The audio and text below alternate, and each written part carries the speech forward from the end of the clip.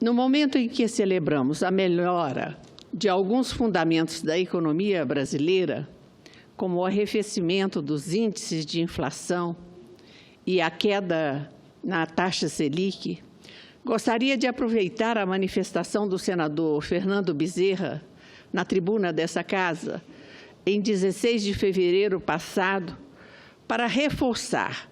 a necessidade de o governo ajustar as taxas de juros associadas aos fundos constitucionais de financiamento do Norte, Nordeste e Centro-Oeste a essa nova realidade. De acordo com a pesquisa Focus, um levantamento semanal de projeções dos principais indicadores de economia, realizado pelo Banco Central, a inflação esperada para o fim de 2017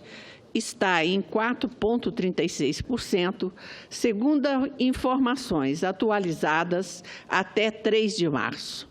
Para 2018, a inflação esperada pelos analistas de mercado está em 4,5%. A convergência dos índices de inflação para o centro da meta, defendida pelo Conselho Monetário Nacional, é resultado do trabalho feito pela diretoria do Banco Central, assim como dos esforços realizados pelo governo para transmitir aos agentes o compromisso com a melhora do quadro fiscal da economia. A comunicação do Banco Central sugere que os juros básicos da economia continuarão a cair em ritmo elevado nos próximos meses. Isto impõe a necessidade de o Ministério da Fazenda adequar os juros reais associados às linhas de empréstimos dos fundos constitucionais de desenvolvimento regional. O ajuste nas taxas de juros desses fundos é importante para que os empresários, pequenos produtores e comerciantes possam não apenas reduzir os níveis de endividamento, como também investir nos seus negócios para gerar emprego e renda, impulsionando a retomada da economia no Norte, Nordeste e Centro-Oeste.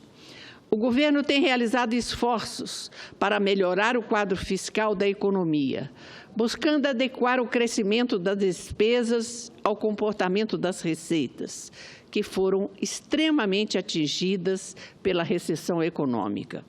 Ao mesmo tempo em que demonstra preocupação com a estabilidade do quadro macroeconômico, o Ministério da Fazenda tem sinalizado que promoverá esforços para avançar uma agenda de medidas microeconômicas de modo a melhorar o ambiente de tomada de decisão para empresários e consumidores, além de elevar a produtividade da economia. Como exemplo, cito a intenção do Banco Central e do Ministério da Fazenda em debater medidas para reduzir o spread bancário e, consequentemente, as taxas finais de empréstimos para pessoas físicas e jurídicas. Os esforços para estabilizar a economia e a intenção de adotar medidas de cunho microeconômico estão inseridas em um contexto mais amplo, de garantir a manutenção dos juros em níveis mais baixos e similares aos observados em outras economias emergentes.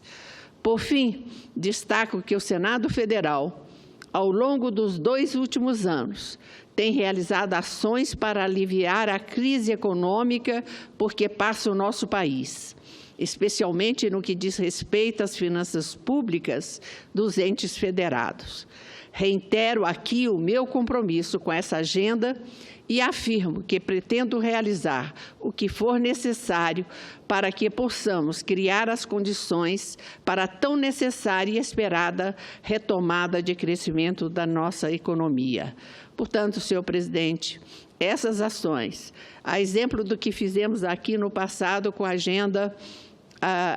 Brasil, ao fazer uma agenda com os temas microeconômicos, nós estaremos colaborando com a decisão do Banco Central, no sentido de reduzir os juros e voltar a economia a crescer, gerando o tão sonhado emprego. É inquietante para essa casa, é inquietante para o país, para aqueles que têm função pública, assistir passivamente